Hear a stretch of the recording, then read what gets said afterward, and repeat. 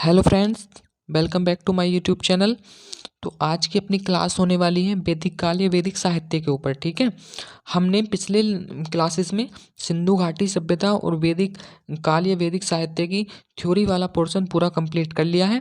तो आज का अपना टॉपिक है इसके वैदिक काल के एमसीक्यू। ठीक है, ये सभी भी जो क्वेश्चन है सभी एग्जाम के पॉइंट ऑफ व्यू से बहुत ही इंपॉर्टेंट साबित होंगे, विशेषकर आने वाले पैट के एग्जाम के।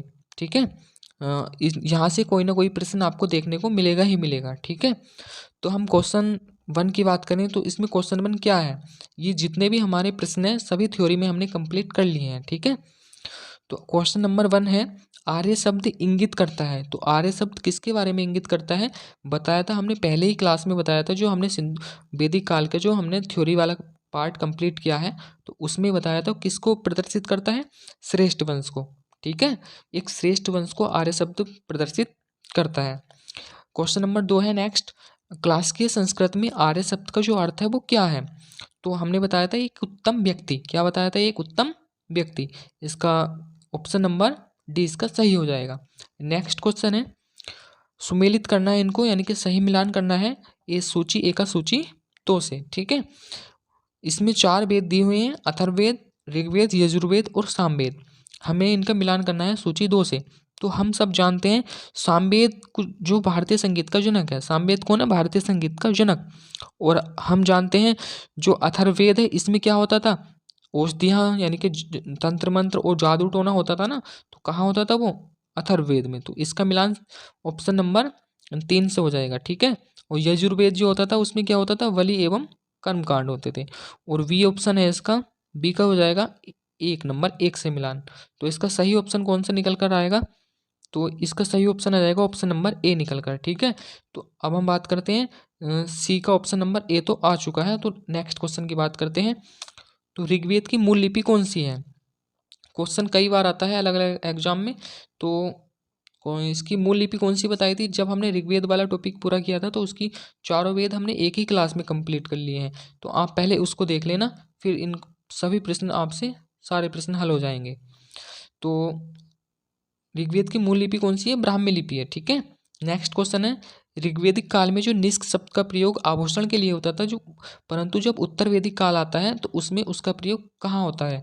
तो उसमें उसका प्रयोग बताया था निष्क एवं शतमान क्या बन गई थी, मुद्राएं बन गई थी।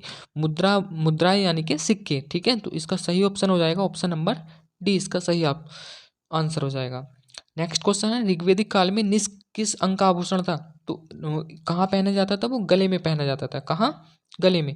तो ऑप्शन नंबर इसका भी सही हो जाएगा, कहाँ का आभूषण था, गले का आभूषण था। ठीक है, अस्तोमा सदगमय कहाँ से लिया गया है, तो कठोपनिषद से लिया गया है, मुंडकोपनिषद से, ऋग्वेद से, सामवेद से। तो इसका सही आंसर है ऋग्वेद से लिया गया है। अस्तोमा सदगमय कहाँ से लिया गया है, ऋग्वेद से लिया गया है। नेक्स्ट क्वेश्चन है, प्राचीन भारत में निशाका से जाने जाते थे। तो क्या जाने जाते थे, ये भी क्वेश्चन कराया हुआ है। प्राचीन भारत में निशाका से क्या जाने जाते थे, स्वर्ण आभूषण जाने जाते थे। सही आंसर कौन सा हो जाएगा, ऑप्शन नंबर ए इसका सही आंसर हो जाएगा। सबसे पुराना वेद कौन सा है, तो सबसे पुराना वेद है ऋग्वेद। सबसे पुराना वेद कौन सा है, ऋग्वेद। नेक्स्ट क्वेश्चन है, ऋग्वेद और अवेस्ता यानी कि इनमें समानता है, और वो ऋग्वेद तो भारतीय संस्कृति से संबंधित है। तो ठीक है, अवेस्ता बताना है, अवेस्ता कहाँ से संबंधित है, तो अवेस्ता ईरान से संबंधित है। ठीक है, कहाँ से संबंधित है, ईरान से संबंधित है। ठीक है, ऋग्वेद में कितनी रचनाएं हैं, नेक्स्ट क्वेश्चन है, ऋग्वेद में जो रचनाएं हैं वो कितनी रचनाएं हैं। तो इसका सही आंसर कौन सा है, जब ऋग्वेद वाला हमने लेक्चर कंप्लीट किया तो इसमें बताया था 1028 रचनाएं हैं। कितनी रचनाएं हैं ऋग्वेद में, 1028। नेक्स्ट क्वेश्चन है, वैदिक कर्मकांड में होत्र का संबंध किससे है, यानी कि होत्र या होता बताया था, जब ऋग्वेद पढ़ा था हमने पढ़ा था होत्र या होता कौन होता था, तो जो देवों का आवाहन करने वाला होता था उसको बोलते थे होत्र या होता। तो इसका सही आंसर हो जाएगा ऋग्वेद। ऋग्वेद में देवों का आह्वान करने वाला कौन होता था, यानी कि कर्मकांड करने वाला कौन होता था। ठीक है, तो होत्र या होता, तो ऑप्शन नंबर इसके ए सही हो जाएगा। नेक्स्ट क्वेश्चन है अपना, ऋग्वेद में उल्लेखित जो यब शब्द है वो किस कृषि हेतु प्रयुक्त किया जाता था। तो इसका जौ के लिए किया जाता था, चने के लिए, चावल के लिए, या गेहूं के लिए। तो इसका सही आंसर हो जाएगा ऑप्शन नंबर ए, जौ के लिए किया जाता था। यब को क्या बोला जाता है, जो भी बोला जाता है, आजकल भी बोला जाता है यब को, जो। ठीक है, नेक्स्ट क्वेश्चन है अपना, निम्नलिखित अभिलेखों में से कौन सा ईरान से भारत में आर्यों की सूचना देता है। तो हमने बताया था जब पहला ही लेक्चर था वैदिक काल का, तभी ये अपना क्वेश्चन वहाँ कंप्लीट कर लिया था। तो कौन सा अभिलेख था, बोगजकोई का अभिलेख। कौन सा अभिलेख था, बोगजकोई का अभिलेख। ठीक है, तो इसका ऑप्शन नंबर सी इसका सही हो जाएगा। नेक्स्ट क्वेश्चन है अपना, प्राचीन काल में आर्यों के जीविकोपार्जन यानी कि जीविकोपार्जन यानी कि कैसे वो जीवन व्यतीत करते थे, उनका मुख्य साधन था। ठीक है, तो यानी कि उसमें बताया जाना है जीविकोपार्जन क्या था। तो कृषि थी, शिकार था, शिल्पकर्म था या व्यापार था। देखो हमने जब सिंधु घाटी अर्थव्यवस्था यानी कि सिंधु घाटी उसके हमने अर्थव्यवस्था पर बात करी थी, तो सिंधु घाटी की जो ताकत थी तो वो कृषि थी। ठीक है, क्या थी, सिंधु अर्थव्यवस्था की ताकत जो थी वो कृषि थी। ठीक है, परंतु यहाँ जो वैदिक काल की बात करें तो मुख्य साधन क्या था, शिकार था। क्या था, ऑप्शन नंबर बी यानी कि शिकार हो जाएगा। और सिंधु घाटी सभ्यता की बात करें तो क्या होता, कृषि थी। ठीक है, नेक्स्ट क्वेश्चन की बात करें हम, निम्नलिखित में से किसने आर्यों के आदि देश के बारे में लिखा था। तो किसने लिखा था, शंकराचार्य ने, एनी बेसेंट ने, विवेकानंद ने या बाल गंगाधर तिलक ने। तो बाल गंगाधर तिलक ने ही लिखा था। ठीक है, किसने लिखा था, बाल गंगाधर तिलक ने। नेक्स्ट क्वेश्चन है अपना, जब उत्तर वैदिक काल शुरू हुआ तो आर्य संस्कृति का धुर किसको समझा जाता था। तो अंग एवं मगध को समझा जाता था। ये भी बताया था जब उत्तर वैदिक काल हमने कंप्लीट किया था यानी कि ऋग्वेदिक काल के बाद नेक्स्ट क्लास में, तो उसमें बताया था ये। तो अंग एवं मगध क्या बन गए थे उत्तर वैदिक काल में, इनको धुर समझा जाता था। आर्य संस्कृति का क्या समझा जाता था, धुर। नेक्स्ट क्वेश्चन है अपना, ऋग्वेदिक काल के जो प्रारंभ में निम्न में से किसे महत्वपूर्ण मूल्यवान संपत्ति समझा जाता था। तो जब ऋग्वेदिक काल हमने पढ़ा था तो हमने पढ़ा था गायों को मूल्यवान संपत्ति समझा जाता था। ठीक है, और जो युद्ध जो होता था ना वो गायों के लिए ही होता था। किसके लिए होता था, गायों के लिए। और गायों को न मारने योग्य यानी कि क्या उपाधि दी गई थी, अघन्या। किसकी, गाय को क्या कहा जाता था, अघन्या। ठीक है, नेक्स्ट क्वेश्चन में देखो यही बताया गया है अघन्या का प्रयोग किसके संदर्भ में हुआ है। ठीक है, ऋग्वेद में जो अघन्या शब्द आया है वो किसके संदर्भ में आया है, तो किसके संदर्भ में आया है, गायों के लिए आया है। ठीक है, और गायों को क्या कहा जाता था, अघन्या यानी कि न मारने योग्य। ठीक है, नेक्स्ट क्वेश्चन है अपना, त्रयी नाम क्या है। ठीक है, त्रयी नाम क्या है। देखो जब बताया था हमने वैदिक साहित्य पढ़ा था तो वैदिक साहित्य में बताया था त्रयी और संहिता। ठीक है, त्रयी और संहिता। त्रयी यानी कि तीन, तो तीन वेदों के नाम को बोला जाता है त्रयी। और संहिता जब चारों वेदों को शामिल कर लेते हैं तो उसको बोलते हैं संहिता। ठीक है, याद रखना है, त्रयी के ऊपर भी क्वेश्चन आता है और संहिता के ऊपर भी आता है। ठीक है, तो नेक्स्ट क्वेश्चन है अपना, ऋग्वेदिक धर्म कैसा था, बहुदेववादी था, एकेश्वरवादी था, अद्वैतवादी था या निवृत्त मार्गी था। देखो जब ऋग्वेदिक काल में हम देवताओं की बात करते हैं तो देवता बहुत सारे हैं, तो यानी कि बहुदेववादी था। ठीक है, कैसा था। नेक्स्ट क्वेश्चन आ जाएगा इसका 22वें का, तो 21वें का तो पता ही चल गया ना, बहुदेववादी था। ठीक है, नेक्स्ट क्वेश्चन है, सर्वाधिक जो ऋग्वेदिक सूक्त हैं वो किसको समर्पित है। देखो ऋग्वेद में देखो अग्नि का भी यानी कि बहुदेववादी कैसा था, अग्नि भी है, इंद्र भी है, रुद्र भी है, विष्णु भी है और इसमें बहुत सारे देवताएं हैं। ठीक है, तो यानी कि बहुत सारे देवताएं तो उसको बोलते हैं बहुदेववादी। कैसा धर्म है, बहुदेववादी। मगर बहुदेववादी होते हुए भी किसको सर्वाधिक सूक्त समर्पित है, इसमें यही पूछा गया है। क्या पूछा गया है, सर्वाधिक सूक्त। देखो सर्वाधिक सूक्त जो है वो इंद्र को समर्पित है। ठीक है, इंद्र को ऋग्वेद में पुरंदर यानी कि किलों को तोड़ने वाला भी कहा गया है। ठीक है, ठीक है, किसको, युद्ध का स्वामी भी कहा जाता था। ठीक है, तो किले को तोड़ने वाला यानी कि इंद्र के लिए 250 शब्द यानी कि 250 बार उच्चारण हुआ है इंद्र शब्द का। ठीक है, और उसके बाद हुआ है अग्नि का 200 का, फिर उसके बाद आते हैं विष्णु। ठीक है, इंद्र, इंद्र को पहला आते हैं इंद्र, फिर कौन आते हैं, अग्नि, फिर आते हैं वरुण। क्या आते हैं फिर, वरुण। ठीक है, इंद्र, अग्नि, वरुण। इंद्र को प्रथम स्थान है, अग्नि को दूसरा स्थान है और जो वरुण को जो है वो थर्ड स्थान है। ठीक है, याद रखना ये वाली चीज़ बहुत ही इंपॉर्टेंट है। इंद्र प्रथम है यानी कि 250 बार है, अग्नि के लिए 200 बार शब्द प्रयोग हुआ है और विष्णु के लिए कितनी बार हुआ है, विष्णु के लिए कितनी बार हुआ है, इसमें विशेषकर देखना हमें वरुण। ठीक है, वरुण जो है वो थर्ड नंबर पर आते हैं। ठीक है, तो वरुण के लिए हुआ है 30 बार शब्द प्रयोग। ठीक है, तो ये बहुत ही इंपॉर्टेंट है। विष्णु के लिए जो हुआ है वो 100 बार हुआ है। ठीक है, कितनी बार हुआ है, 100 बार हुआ है। विष्णु शब्द का कितनी बार उल्लेख हुआ है, 100 बार उल्लेख हुआ है। ठीक है, और सोम जो देवता हैं वो आते हैं, सोम जो देवता है उनका थर्ड स्थान है। ठीक है, कितना स्थान है उनका, थर्ड स्थान है। प्रथम पे आते हैं इंद्र देवता, सेकंड पे आते हैं अग्नि देवता, और थर्ड पे आते हैं सोम देवता। ठीक है, सोम देवता जो है वो थर्ड पे आते हैं, और विष्णु देवता का उल्लेख जो हुआ है वो 100 बार हुआ है। ठीक है, ये याद रखने हैं, ये बहुत ही इंपॉर्टेंट पॉइंट है ये वाले। इंद्र देवता, अग्नि देवता और विष्णु देवता और सोम देवता। ठीक है, तो इंद्र प्रथम और अग्नि सेकंड और सोम थर्ड, ये याद रखना है। उच्चारण नहीं आता इसमें, उच्चारण केवल इंद्र का ही आता है। किसका आता है? इंद्र का ही उच्चारण आता है, और का उच्चारण नहीं आता। इंद्र का आ जाता है कितनी बार शब्द प्रयोग हुआ है, तो 250 बार हुआ है। ठीक है, अब हम देखते हैं नेक्स्ट क्वेश्चन। गायत्री मंत्र के नाम से प्रसिद्ध मंत्र सर्वप्रथम किस ग्रंथ में मिलता है? तो गायत्री मंत्र किस ग्रंथ से संबंधित है? तो गायत्री मंत्र तो बताया है किससे संबंधित है, ऋग्वेद से। गायत्री मंत्र कहाँ से लिया गया है? ऋग्वेद से लिया गया है। ठीक है, तो इसका सही ऑप्शन हो जाएगा option number C. Next question है, गायत्री मंत्र की रचना किसने की थी? जब हमने ऋग्वेद पढ़ा था तब हमने गायत्री मंत्र पढ़ लिया था पूरा। ठीक है, तो गायत्री मंत्र की रचना किसने की थी? विश्वामित्र ने की थी। किसने? विश्वामित्र ने। तो इसका सही ऑप्शन हो जाएगा ऑप्शन नंबर बी।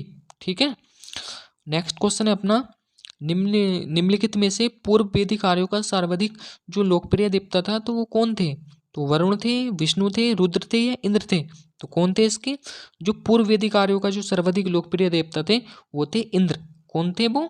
इंद्र थे। ठीक है, और उत्तर वैदिक काल में कौन हो जाते हैं? प्रजापति हो जाते हैं। ठीक है, कौन ले लेते हैं इंद्र का स्थान? कौन ले लेते हैं? प्रजापति। ठीक है, नेक्स्ट क्वेश्चन है अपना, निम्नलिखित में से ऋग्वेद में युद्ध देवता किसको समझा जाता था? तो पहले ही बताया था, इंद्र। इंद्र जो भगवान थे उनको पुरंदर, किले तोड़ने वाला, यानी कि युद्ध का स्वामी, युद्ध का देवता। ठीक है, युद्ध का देवता भी कहा जाता था, और इनको किले तोड़ने वाला भी कहा जाता था ऋग्वेद में। ठीक है, तो इसका ऑप्शन नंबर हो जाएगा बी, इसका सही आंसर हो जाएगा। ठीक है, नेक्स्ट क्वेश्चन है अपना, ऋग्वेद संहिता का नवा मंडल पूर्णतः किसको समर्पित है?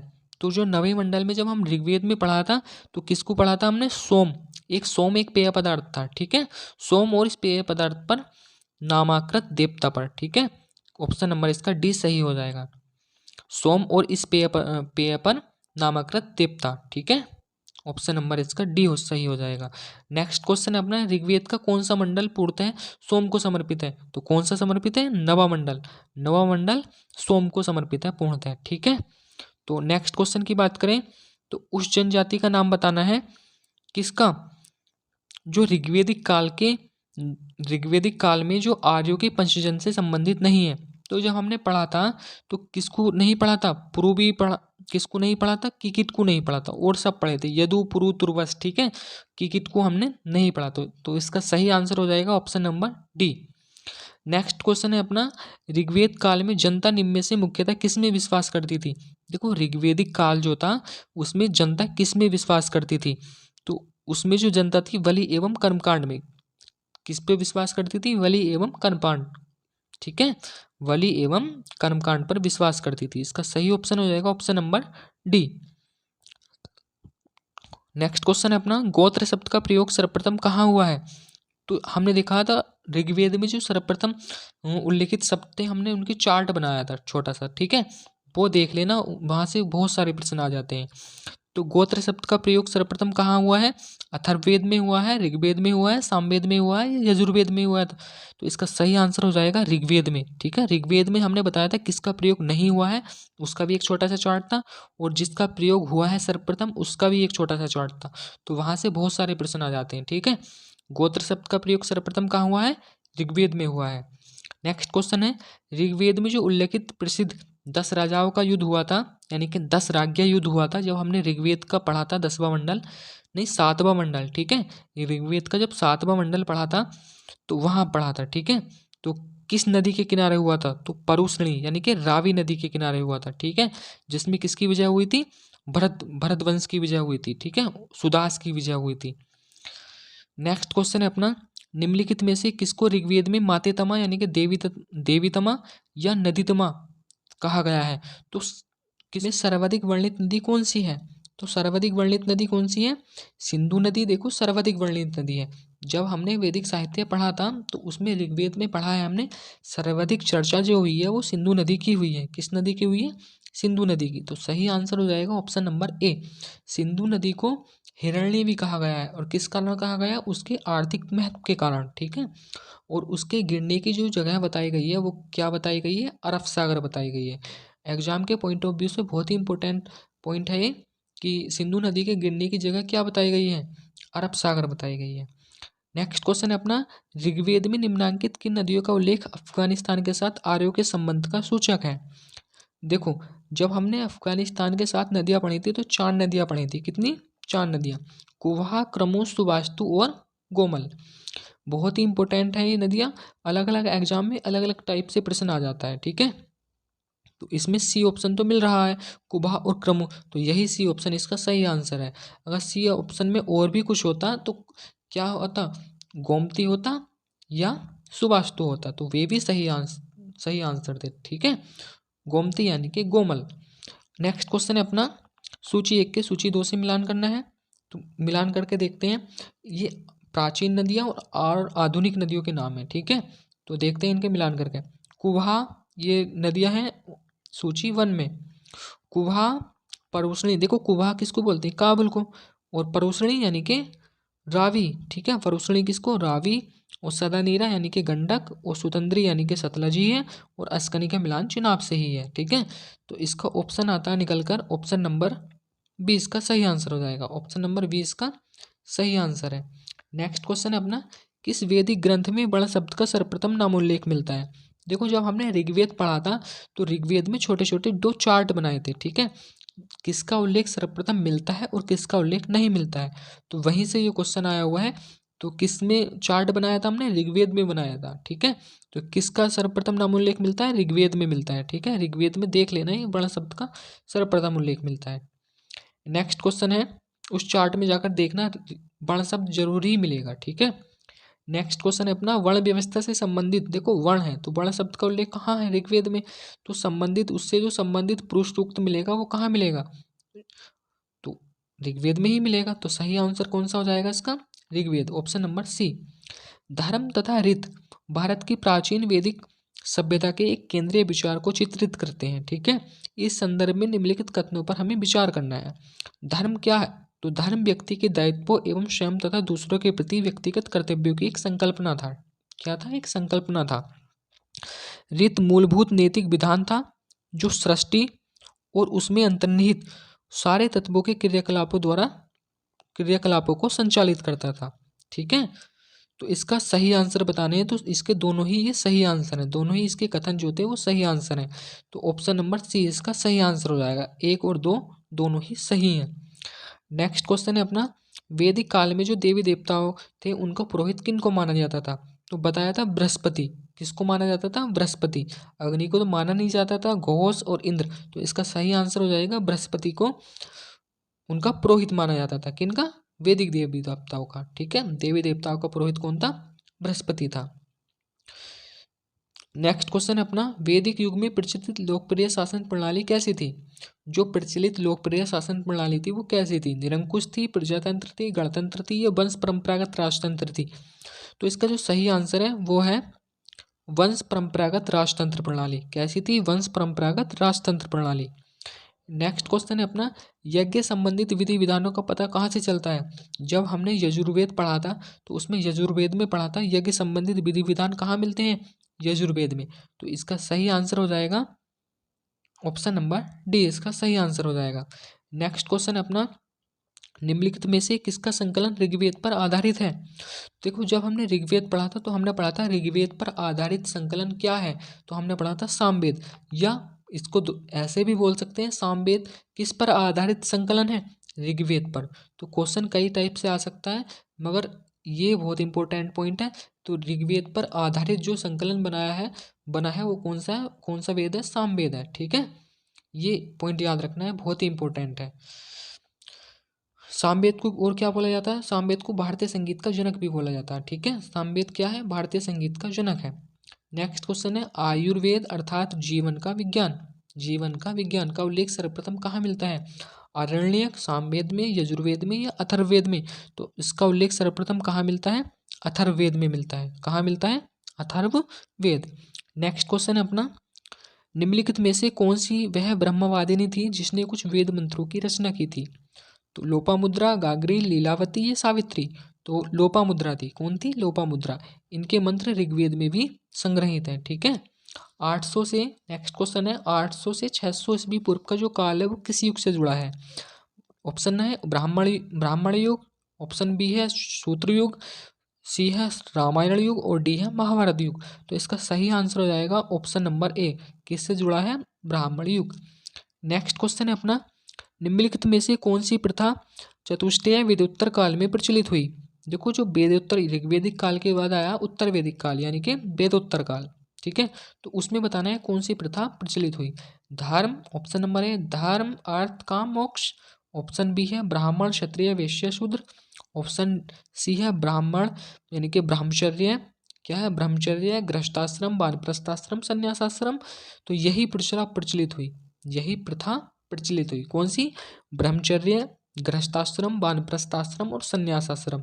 ये चारों ही आश्रम हम पढ़ चुके हैं। ठीक है।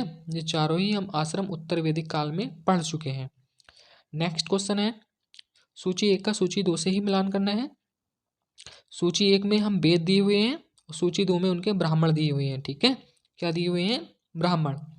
तो ऋग्वेद का जो ब्राह्मण है वो कौन सा ब्राह्मण है? ऐत्रेय। क्या है? ऐत्रेय। कौन सा है? ऐत्रेय। ठीक है।